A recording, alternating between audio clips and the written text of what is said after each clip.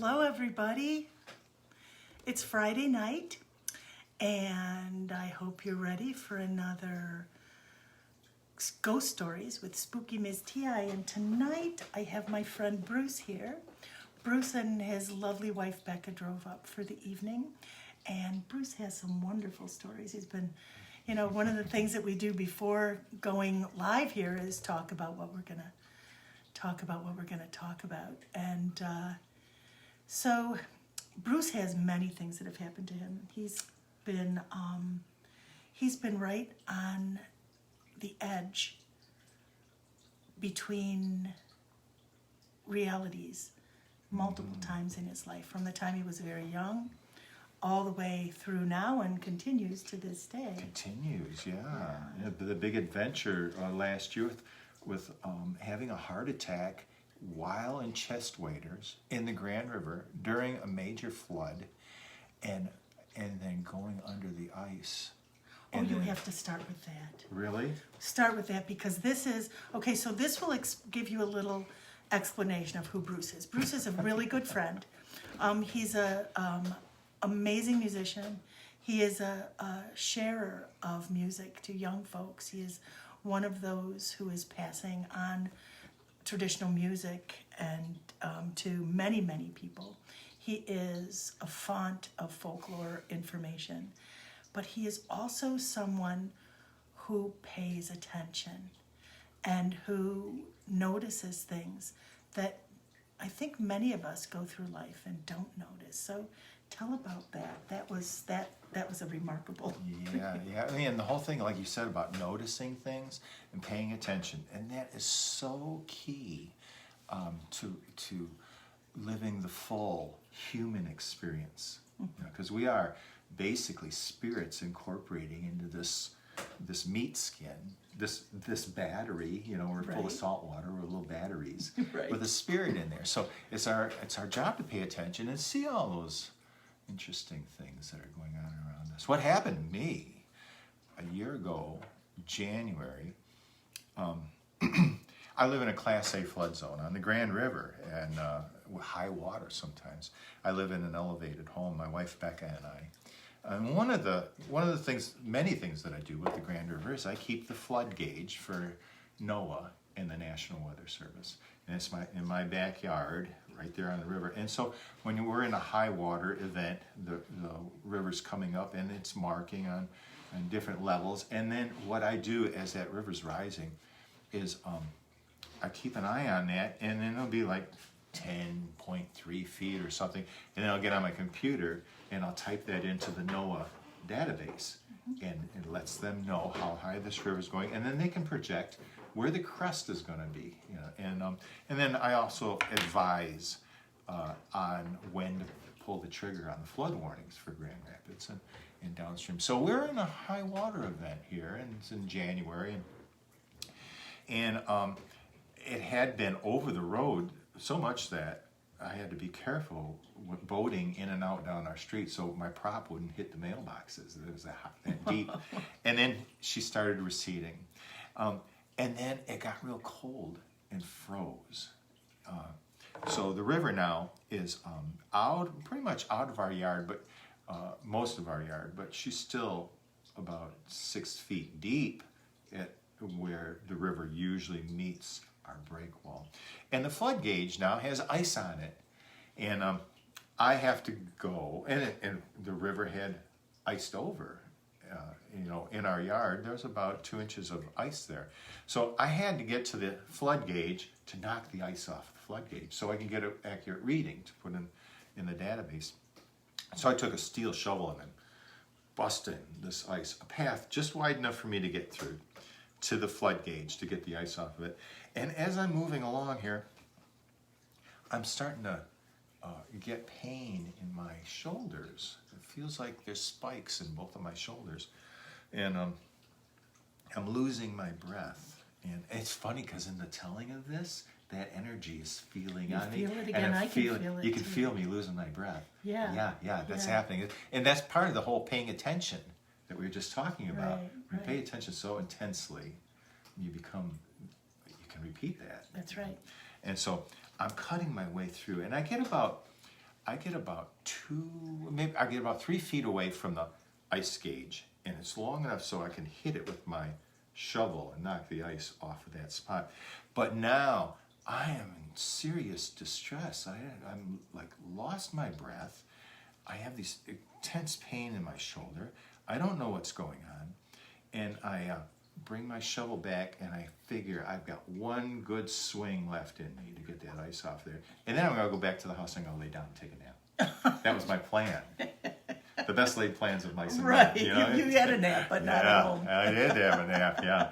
And so I come back with that shovel, and I swing forward, and just as that happens, I feel like this white hot band of steel go around my chest and squeeze all the air out of my lungs and all the life out of me. Now, mind you, I'm standing in hip weight. My hip waders or chest waders come up to here, and about 3 inches below is the level of the river. So I'm that deep in the river. I could feel the current, the velocity of the current pushing on my body. I've got 1 foot anchored between 2 rocks on the river in my yard there. Actually, it's standing in my yard. 2 rocks locking me into place there. And as I swing that shovel, I start losing consciousness.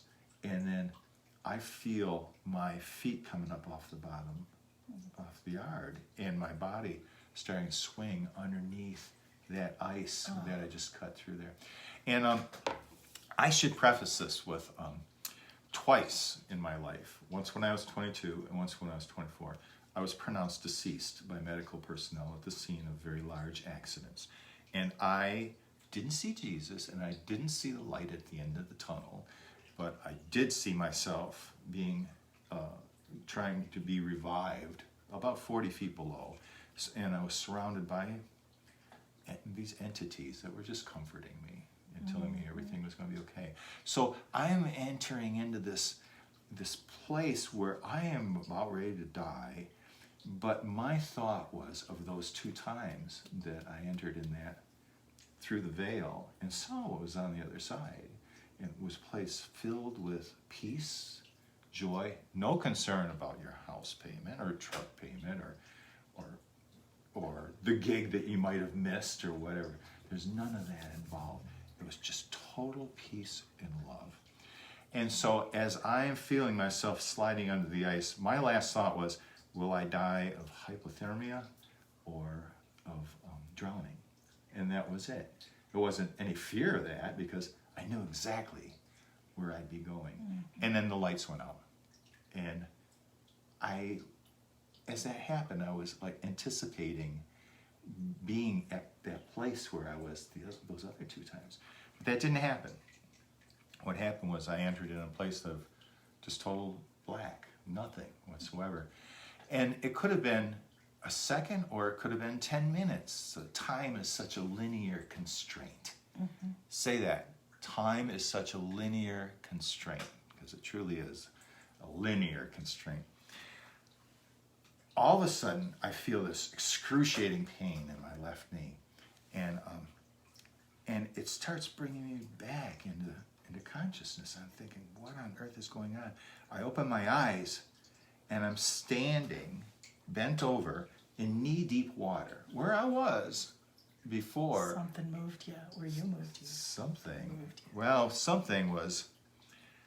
I could, as The I. river pushed you home. Well, that's one way to look at it, but what I saw and what I felt, the first thing I did was I felt something staring at me very, very intently. Staring at me like watching how I am responding, how I'm coming back, re-entering this world of matter. I'm starting to wake up, and I realize that there's something about 10 feet away from me that's about 10 feet wide and about 20 feet tall, watching me very intently, and it's shimmering. And then I am in this place that, being unconscious, I lost all that matter. We are very slow vibrating matter beings, and when you're out of that matter, you vibrate at a higher frequency. And the only reason I could see this thing and sense this thing and what it was doing was because I had just put one foot on the other side of the veil, I was vibrating very quickly. The more I regained consciousness and entered back into my body, the more sluggish I became. And the more this thing that was watching me, the more I could not see it because I was no longer vibrating at that frequency. What happened was that eventually I woke totally up. My shoulders hurt, my chest hurt. This thing that was there was gone, but I could still feel it. I could still feel it. Actually, I feel it this very second because it hasn't left me since that moment a year ago, February. So I got up and I stood up and I walked up to the house and I went and laid down and took a nap. And then Becca got home from work and we had some dinner and then we had a rehearsal because we had a show coming up that Saturday. You and bugs. And then at the end of rehearsal, we were getting ready for bed and I said, well, you never would believe what happened to me today. So she, I would have killed you.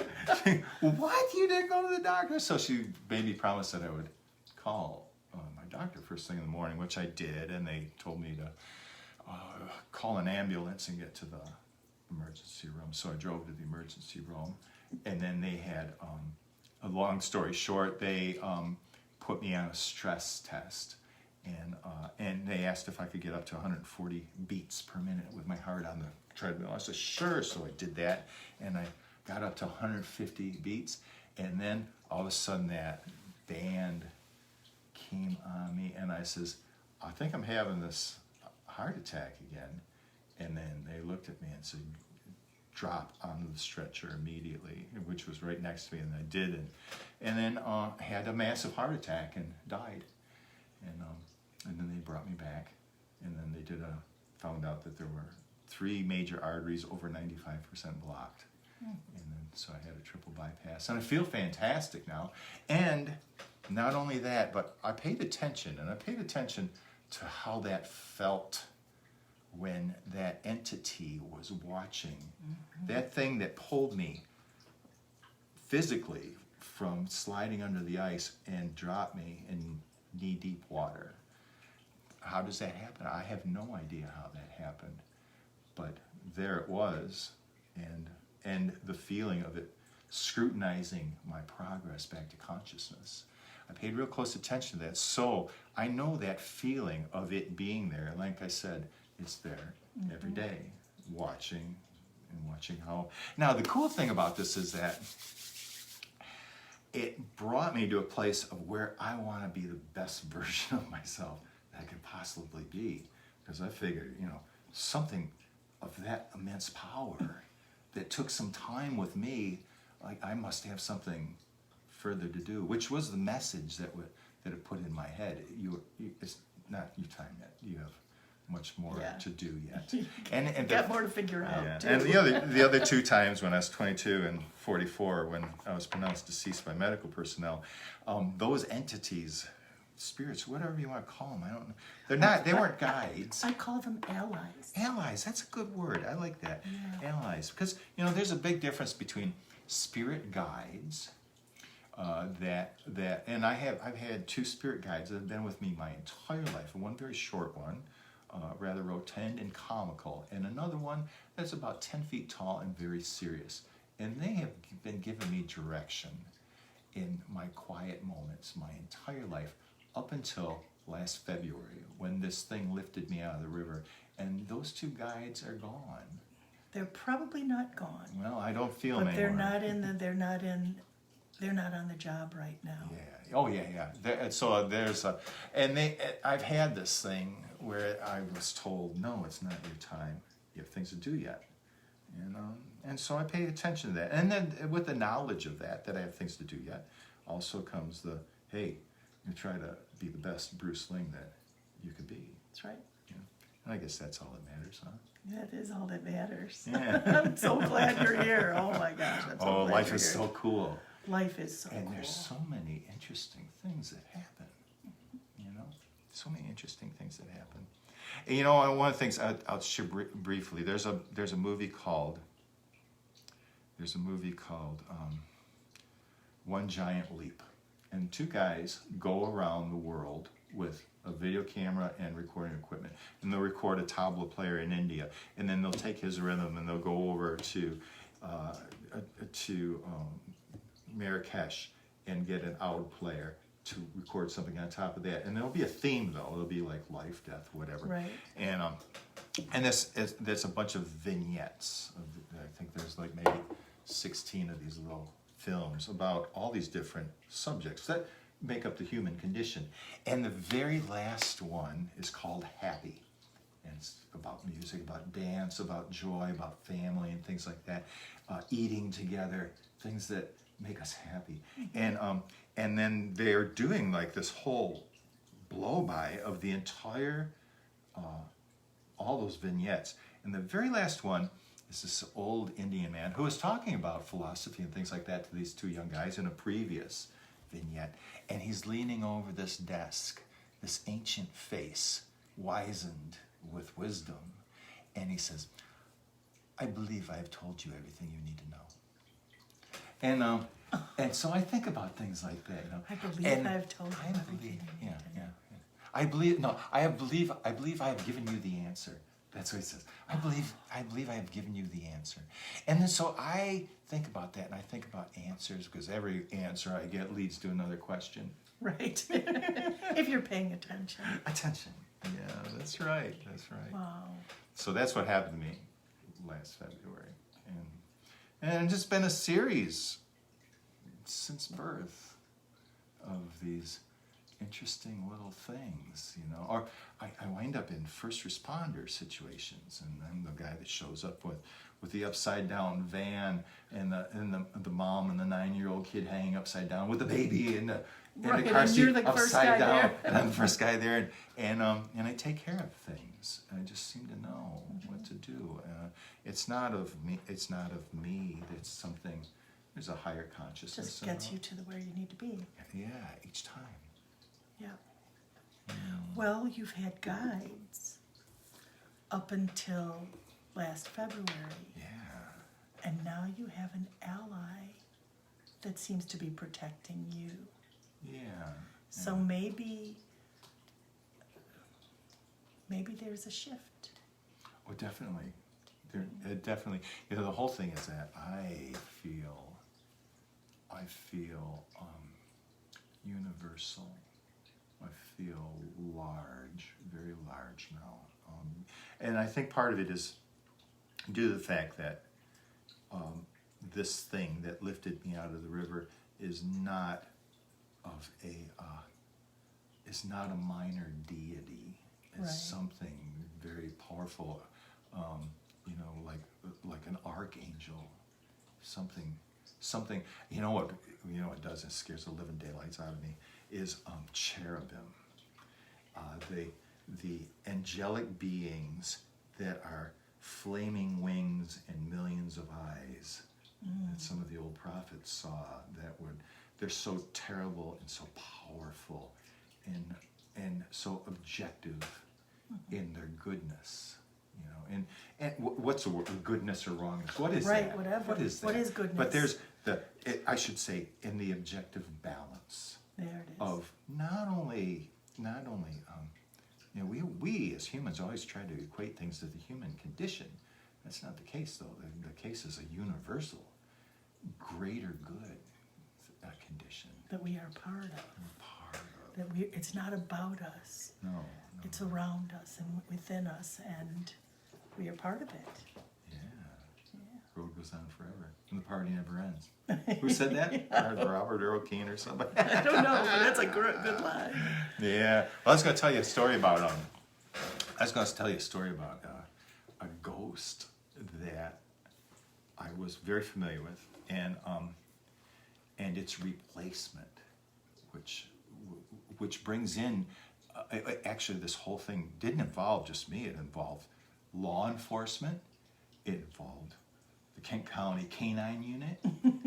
It involved the Michigan Correctional System. It involved abandoned house. It involved ghosts in another house. So where could I start on this? I should preface this. Tell about where you moved Just start about when we were talking about this earlier. You Yeah, talked. yeah. Just describe, because as you were Yeah. talking about it, I could picture Yeah. the whole place. Yeah, that whole thing started when I was a very small child, and I got used to this kind of stuff. There was a thing that I was born in 1956, and I think I was maybe 2 years old when I got a Fisher Price barn, and you could open the roof up and the doors, and then it was like the inside of a barn, and it came with a pig and a chicken and a cat, cow, horse, and you arrange these. And then I would have, and this happened every time the moon would come through my bedroom window. I lived on University in 72nd, I think, on the south side of Chicago. And every time the moon came through my bedroom window and hit this thing, everybody started talking at me, all these animals. And they tell me what I was going to do, and a lot of the things they said Have come true. have come true. God. And then this happened every time the moon would hit that. So they were getting me ready. Yeah. And then, and this is an old bungalow house, old brownstone bungalow on University Avenue, and the inside of the paint had been.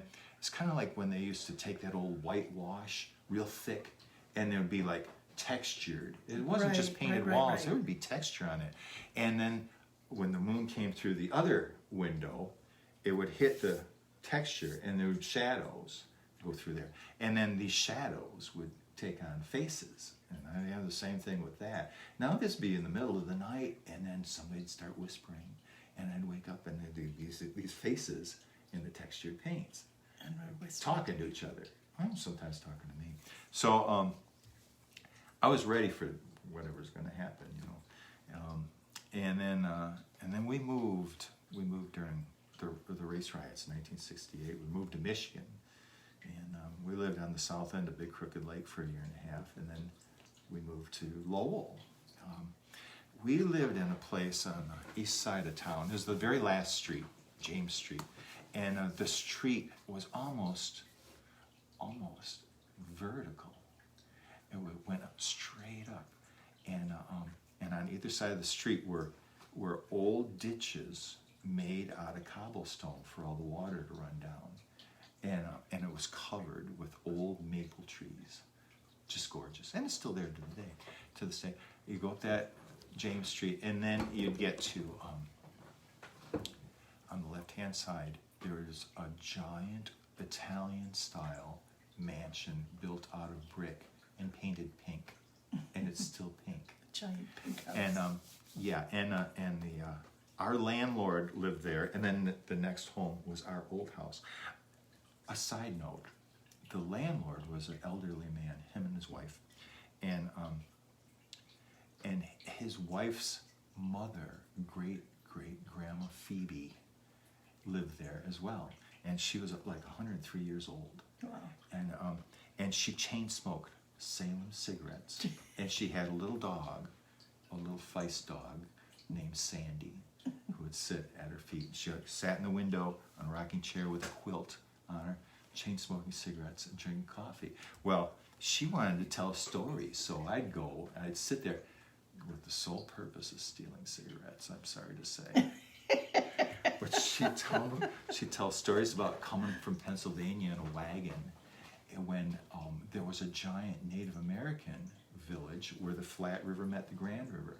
There were thousands and thousands of people in that community, and so she'd tell stories about trappers and shooting contests and knife throwing contests, and I'd be snitching cigarettes. Unfortunately, I didn't pay much attention to these stories because there's a wealth of knowledge. Yeah. But I diverged from my tale here. So the next house up was our house, and it was like an old bungalow. This beautiful shiplap siding. It had a big old maple tree right in front of it, long porch, and you could climb that maple tree. The branches were long enough, and then get up on the roof. I'd love to do that. I'd sit up there, and the house was on the top of the hill. About 20 feet in back of the house was almost a sheer drop, maybe 100 feet down to a valley that had a spring that was ever flowing year round down there, the most tasty water. I'd go down there and drink all the time. And we lived there for a couple of years. that house, we were told by our landlord, was haunted, and that in that home, come to find out, right below where my bedroom was at, in the back of the house, had been a murder in the early part of the 1900s, and then in the 50s there had been a suicide, both males. One person was killed, the other one had killed themselves. I was, between that point and the point I was talking about with the Fisher-Price barn, Right. I had many encounters with the other side. So that kind of thing didn't bother me, just as long as the spirits weren't malevolent. I never really had bad experiences. Most everybody who sticks around here is benevolent, or they're just so totally involved with what's holding them here. Right. They don't have time for Benign. Benign. That's a good word, the B word. Yeah. Yeah, I like that. So I had these two spirits that were stuck in that house for some reason, and I would get my dresser drawer opened in the middle of the night. I'd hear it. I'd turn on the light, and then the dresser drawer would be open. I'd go close it, and I'd go to sleep, and half an hour later, the dresser drawer is open again, or the door that went outside. The back door was in my bedroom. It was a beautiful, like French, one of those French doors with all these 6-by-8-inch panes of glass, and it had a very audible click when the knob was turned, and I'd be sound asleep, and I'd hear it click, and I'd wake up, and then I could hear that door open, just a couple inches, and then it'd stop, and I'd turn on the light, and I'd see the door open, I'd get up, close the door, go back to sleep, click. It didn't happen every night, but it happened enough to let me know that somebody was there, somebody wanted some acknowledgement. Yeah. And that's what I would do. I would talk to them and say, yeah, what's going on? Why are you upset? Why are you moving around for? What's happening? And sometimes I just get a feeling of wistfulness or that feeling of can't quite grasp something. And that was the feeling that they were feeling. They were showing me. I was empathetic enough to know, to feel what they were doing. Very often ghosts communicate with us through tapping an emotion that they are feeling. Mm-hmm. So you share this emotional experience with them, and whether you know what it's caused by in them or not, and especially young kids, sometimes it's new emotions. Yeah. And I think especially with younger people that when we're younger, we have not become so jaded as we do. Right. And the older people, unless they've had that kind of experience from a young age, are not sensitive enough to pick up on those kind of vibrations, because it's a very subtle vibration that's going, and a very highly vibrating frequency as well. Yeah. So I had these things going on in this house. Like I said, it was an old neighborhood, a very old neighborhood. And across the street from us was this old farmhouse. And come to find out that the tenant had died in like the 1950s, an old man, and didn't have really any family that would come and take over the house. The house was boarded up. I think somebody said that they had a relative that lived in California or something, but nothing was ever done with that place. It's just boarded up. And next to it, set back a little farther, was this barn, a regular barn. And it was padlock on the front door, on the big sliding doors, and the service door was locked, and everything was locked. Well, I'm a 13-year-old kid, and I'm really curious about things, and nothing is going to keep me out. So on the back of the barn, and I'm remembering this, on the back of the barn, the way I got in there was a tree that had fallen down, and it was leaning up against that barn onto the second floor. So, the front of the barn, you could drive in to the second floor. The ground started sloping down because there's an enormous valley in back of that as well. This neighborhood was on a ridge, and a ridge of the Grand River, because the Grand River was not that far away. So the back side of that barn was, you could access the basement, or where they kept the cattle, because all the stalls and the milking parlor was down there. But that tree laid up against what would be the second floor. And when it hit that barn, it knocked a couple of boards loose. So I, like a monkey, went up there, and I was into that barn. I discovered so many beautiful things in there. There was a sleigh. It was all covered in red velvet, and there was a buffalo robe on there that the people would put on them when they went on this sleigh. And the thing weighed a ton. This buffalo robe. There were dressers in there. I found ammunition in one of these dressers, and I found a cache of these muskets from World War I in this barn. I found fishing lures and old fishing poles. I found all sorts of glass negatives of scenes from Grand Rapids in the 19th century. All sorts of fantastic things in there. It was like a museum. Right. And I treated it as such. I was very careful in there, and just filled with wonder. And then, and I was curious about that house as well. And this all happened within a week of me moving in there. I was in that barn. Yeah. And then I found a basement window that I could open up, and I got in there, and the whole place was filled with dead rodents, cobwebs, spider webs, spiders as big as your fist. Not In the quite, basement? Yeah, but it felt like they were big. Right. Big as your head. As big as your head. When you're 13. Spiders as big as your head. And the smell, I remember the smell to this day, the mustiness.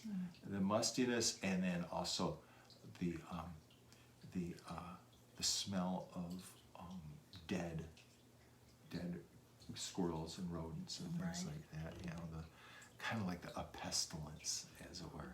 That's a good word. That is a good word. Pestilence. Yeah. And so I had a pack of matches first time I was in there, and I was striking matches and making my way in there, and I found the stairs, and I went up into the house, and it was as if somebody had gotten up and walked out and locked the door. Everything was left just like it had been, you know, when this person had died years ago. Clothes in the closets, in the drawers, the bed still unmade. Wow. You know, plates on the table, cups. It's just like this person was gone, and they locked the door.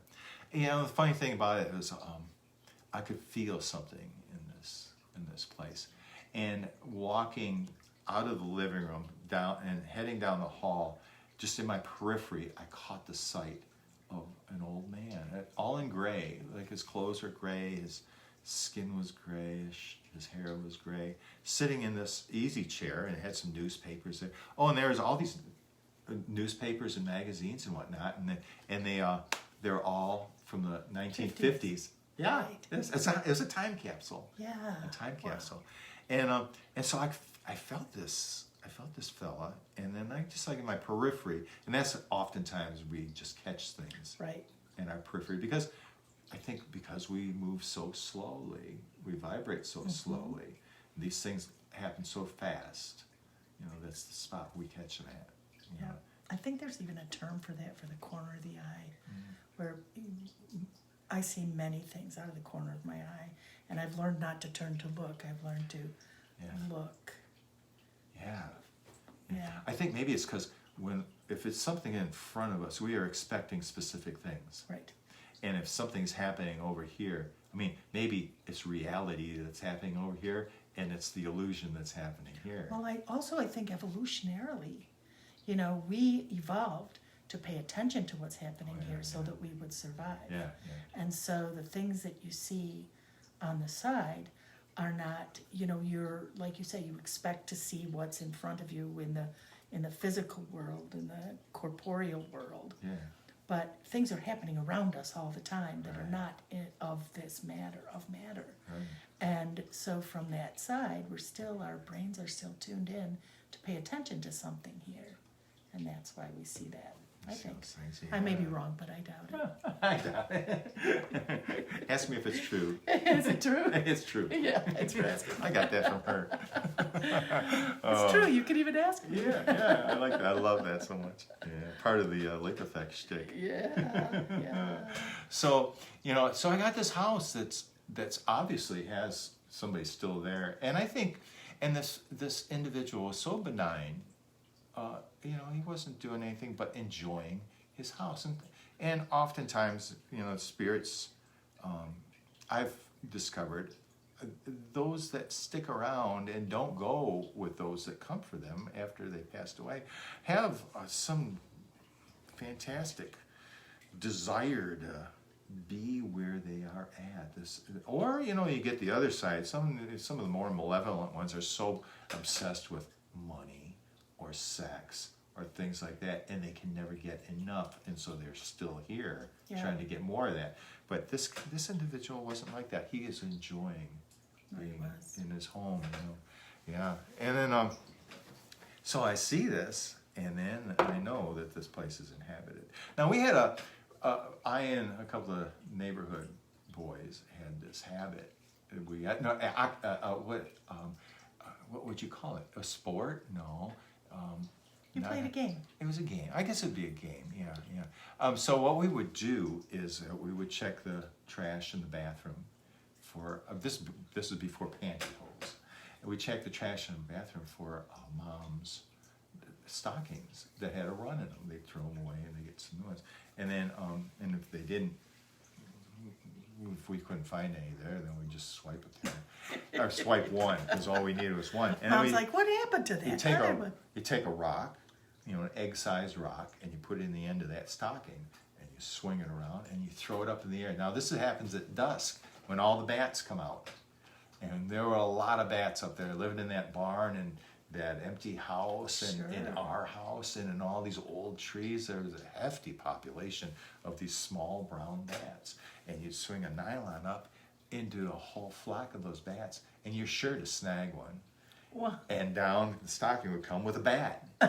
And then you'd be on that bat in a minute and grab it by its wings, and you didn't want to get bit by the thing. And of course, they're frightened and they're going to bite you. Right. But they were so fascinating, these bats, and we would get them and we'd get them by the wings and we'd check them out, and then we'd toss them up in the air. They fly away and they'd be gone. And we do this quite often. Now, one of the things I discovered when we were doing this right at dusk is I'd look up at that old house across there, and it came to a point, the gable in the front, and in there was a decorative window, like for the attic up there, and I would see this face up there, this old man face, and it was the same face that I caught in my periphery when I was the first time I was in that house.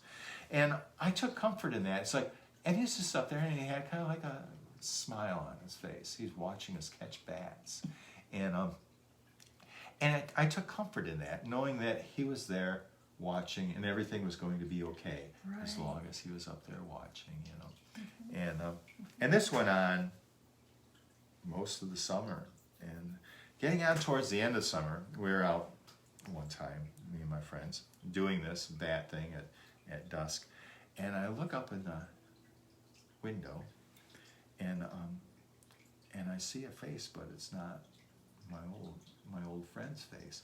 Now, I should back up a little bit. My dad was a part-time paid Lowell police officer, and he had a police monitor in the kitchen that ran 24/7, and so he never, because he's on call all the time when he's at home, you know. And I saw this guy up there, and it kind of put me off. It put me off on the bat business, and I went into the house just in time to hear him listening to the police monitor, and there was this all points bulletin about this escaped convict, a murderer from the Ionia Reformatory, which is just down the road from us. Whoa. And I had told my parents about this old fellow across the street, and they really poo-pooed that. They didn't want to hear about a old man ghost that I was seeing, and nor did they want to hear about the ghosts that were opening my bedroom door or my dresser drawers. They didn't want to talk about things like that, and they were not believers. Right. And so I went in there, and I'm trying to tell my dad that, hey, my ghost isn't in the window. There's a guy up there. And Oh, it was a dozen times. I'm shaking my dad's chain trying to let him know. In the meantime, he's on the phone with a bunch of other officers about, arranging some sort of manhunt. And I keep on telling him, there's somebody across the street. Finally, he listens to me. And he realizes. And asks for a description. I said, well, somebody with dark hair and about 30 years old, I'd say. And it's not my ghost. He says, I don't want to hear about the ghost. And then, so he calls the captain there at the Lowell Police Department, tells him that I see somebody in this abandoned house, and it might be their guy. So they arranged to, like I said, we're on the top of a hill, and then that road continues down then to another road at the bottom of the hill there, Old Grindle Drive, and the police en masse down there. There are Lowell cops and the Kent County Sheriff's Department guys and state police, and then John Rabai shows up, and he had the Kent County had just started a canine unit, and so they brought the dog with, and in case they needed some tracking. Gino was his name, and he's an enormous German Shepherd. Now John had a couple of young kids at home, and they didn't want to imprint Gino on these young kids. They didn't want him to be a family dog. They wanted him to be a working dog. Right. But he was young and he wanted to play. And so what they would do is they'd bring Gino over to our house, and then Gino would chew on me and drag me around the yard. And he loved me to death. And I'd wrestle with him, and do the whole 9 yards, throw the stick and everything. So when he was at our house on the top of the hill, it was playtime. So as soon as he shows up with Gino's all about me, and he's not doing his business, and so I had to go stay in the house. You miss all the excitement. Right, and they went into that house, and the guy was gone, and then they had some bedding from the reformatory, and gave Gino a whiff of that, and he was on that guy, and they had him run down in about 15 minutes. And they captured. So it was the guy there. It was. They captured that murderer. So it was my ghost wasn't in the window. It was somebody else. And that's, now of course, my father, and my mother let me know in no uncertain terms that I wasn't supposed to say anything About the ghost. about the ghost. Just that I saw somebody in the window. Yeah, don't tell them when the cops question you. Don't say, my regular guy that's up there every night wasn't there. It was. Yeah, and we lived up there. We lived up there for about a year and a half, and it was a magical place. Like I said, in back of our house was this valley with this spring that bubbled year round, and then we were at the very top of the hill, and then actually it was probably another 50 feet up to the old house across the street. And that was the very top of it. And then from there, it went down into a low valley with another spring that bubbled year round. And then up again for another ridge. And then it was a series. No wonder it was alive with spirits. It's got all this water running through. All this natural earth water bubbling up. Right. And then right where the Flat River runs into the Grand River, ancient history. People have been there tens of thousands of years. Those are major waterways, major highways, right, that brought people together.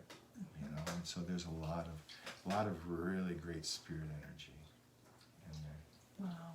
Yeah. So that was an interesting time. James Street Hill. Wow. Yeah. So should we shift and tell about your UFOs, since UFOs are all in the news? All of a sudden the military is saying, well, yeah, actually we do. And Joe Biden. I have all this, and Joe's Biden. Uncle Joe. We love Uncle Joe. For all kinds of things, and this is one of them.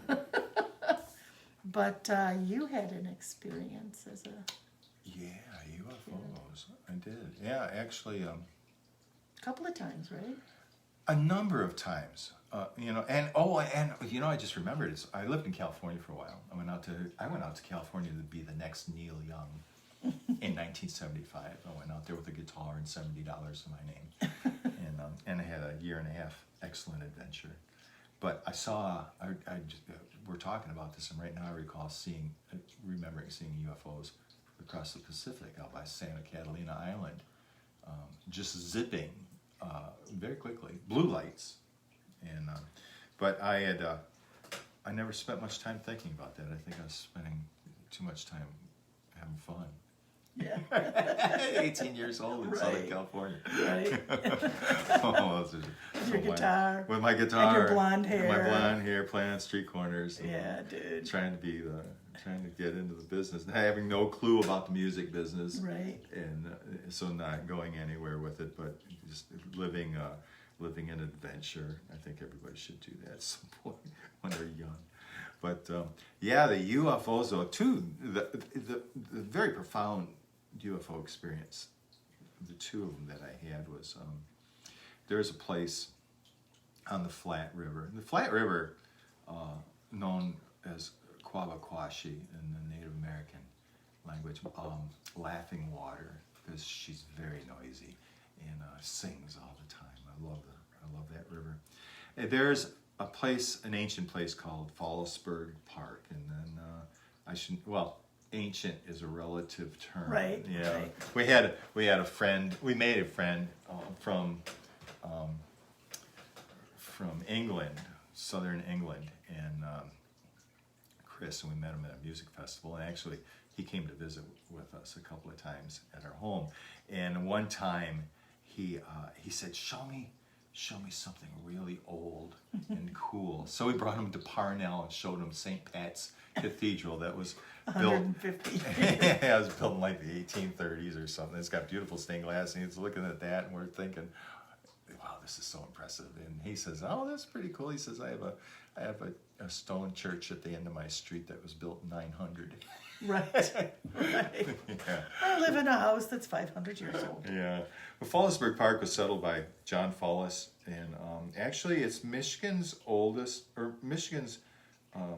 premier historic village, because like Greenfield Village, all these other historic villages are old houses that were brought together at one location. Right. Whereas Fallisburg Park is, the Fallisburg is a whole bunch of houses that were built in the 1800s and are there and still habitated in a schoolhouse and whatnot. And I've been part of their historical society since I was 13, playing every year for their fundraisers and whatnot. But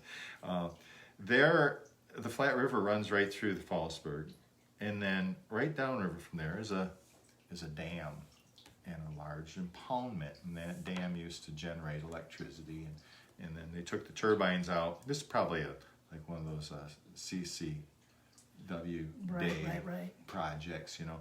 But on one side of this impoundment that's holding all this water back is a cement embutment, probably about easily 150 feet wide and maybe 75 feet tall, and the water goes over the top down at a 45-degree angle to the bottom, and the bottom is then a wall of water about 8 feet high, because all this water is slamming down there. And then what you do is you have to wear tennis shoes so you don't get your feet cut up, because it's all loaded with crawdads on the plant life, algae and stuff that grows on this, and all the crawdads climb up there and they're eating whatever they eat in there. So you get tennis shoes on, and then and you sit on your butt and you slide down this thing, and you hit this wall of water at the bottom, and it sucks you under, and that's so dangerous. And it spits you out about 100 yards down in this big whitewater froth, and then you get out, and then you walk back along the bank, and then get back, and then there's a sluice gate there, and the water is also coming out of the bottom of that. And Describe what that is. A sluice gate is a piece of metal, and in this case, it was probably about 40 feet wide and maybe 20 feet tall. And then that's attached to chains on the top in giant wheels that you can crank this thing up to let water out of that lake. Not a pond, it's a lake. So, but there's all these steel girders because it's got to hold all this water back. Right. So there's all the steel, and then you climb up the steel, and then you dive over the top of that back into the lake, and you do this over and over again, and which we do regularly. So one time, I was 16, and I was out there with maybe half a dozen other friends, and it was one of the things growing up in a small town. Can be kind of boring sometimes, and then back then, Bruce, I gotta say, it does not sound like it was boring. oh, well. I've heard others of your stories. Well, you know, you're looking for things to do sometimes, and then you get a hold of somebody's older brother that was 21 and get you a case of Strohs, you know, or maybe something of an illegal substance. And I know at this time, I think there's maybe half a dozen of us were out there, and it was at nighttime, and we were doing this in the dark. We were sliding down this thing and then climbing back up, and that had been going on for a while, and we were exhausted, so we're drinking beers, and we're on top of the spillway, the dry part, and just looking out over the lake, and talking about whatever it is you talk about when you're 16, and then collectively, we all see, and it's like 75 feet deep there, we see this blue glow just happen, and all this took was maybe 2 seconds. We see this blue glow all of a sudden light up way down deep, and then burst right out of the water without making a ripple, no splash, burst right out and go straight up into space in the course of 2 seconds.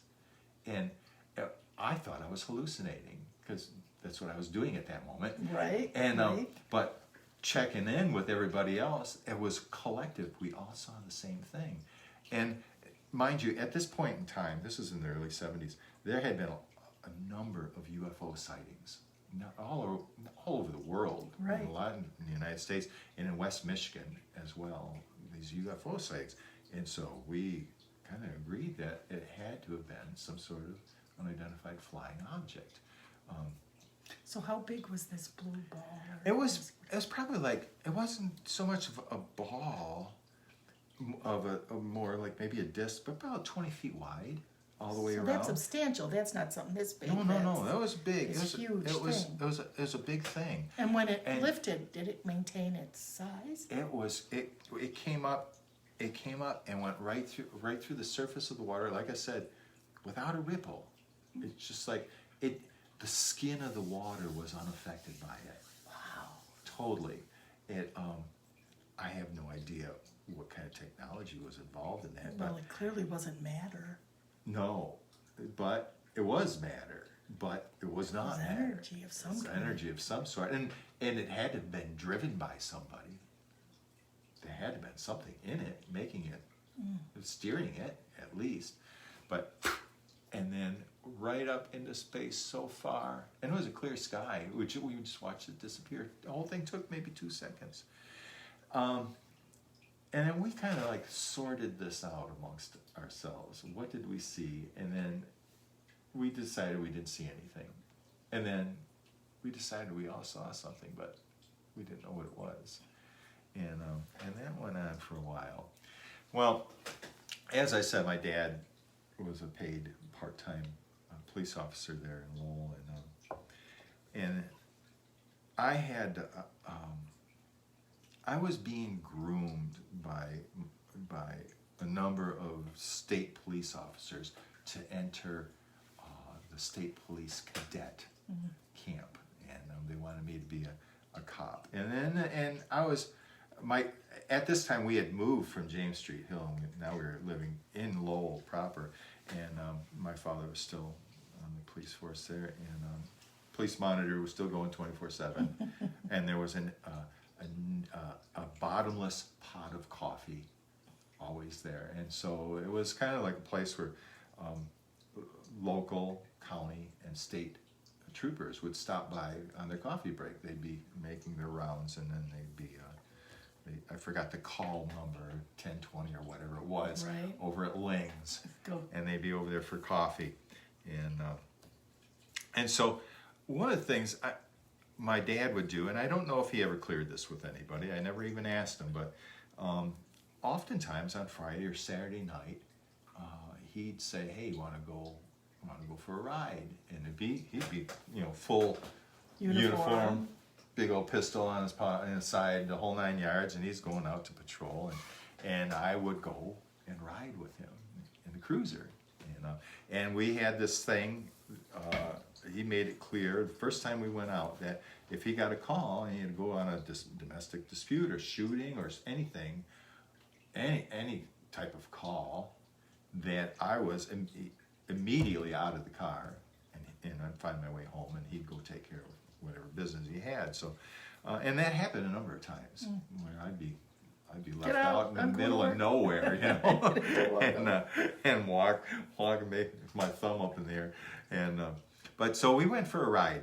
I remember this one night, and I was out patrolling with him, and this was only a couple of weeks after this incident out at the spillway, and we had he got a call on the radio from a Kent County sheriff that there had been a report of an unidentified flying object hovering over the Grand River over by Ada, and Ada was probably 8 miles downriver from where we were at in Lowell there, and that there was this UFO hovering over the Grand River. And so Dad immediately headed to the Alder Nash Bridge, which crossed over the Flat River, or the Grand River, south of Lowell.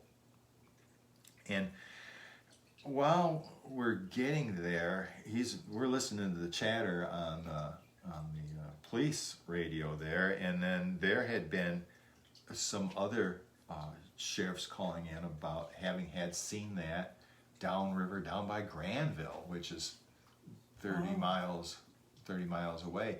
That this a blue light, as it was described as, had been going up and down the Grand River. So they, this deputy that was over at the Ada Bridge, 8 miles downriver, who had just seen this thing hovering there and had radioed in, we were just pulling onto the bridge when he says, "Hey, this thing just took off and is heading upstream," us being upstream. Toward you guys.